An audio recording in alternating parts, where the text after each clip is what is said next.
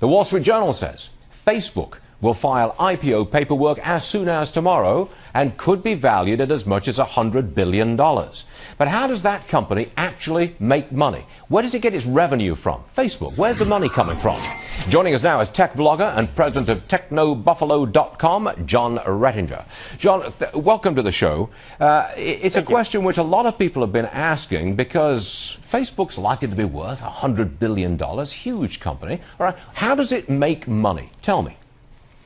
So it's a very simple revenue model. For a company that big that could potentially be looking at a $100 billion valuation, they make their money from two ways, ads and credits.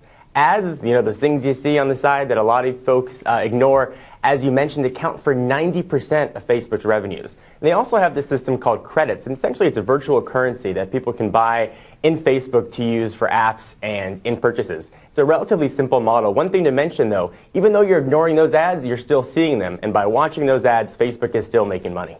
So you don't have to click on them. You don't have to respond. Simply by the fact that they are there, then you get, then Facebook gets revenue. It's as simple as that, right?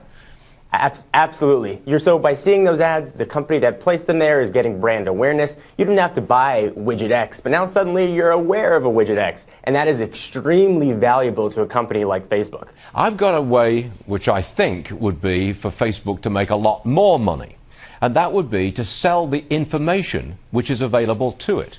Now, we just heard that Google is going to collect information from YouTube, smartphones, and from its Gmail and all the rest of it, and bring it all together so that they can sell a profile anonymously of you. We think that's worth billions of dollars in profit. It occurs to me that Facebook, surely, they could do the same thing, couldn't they?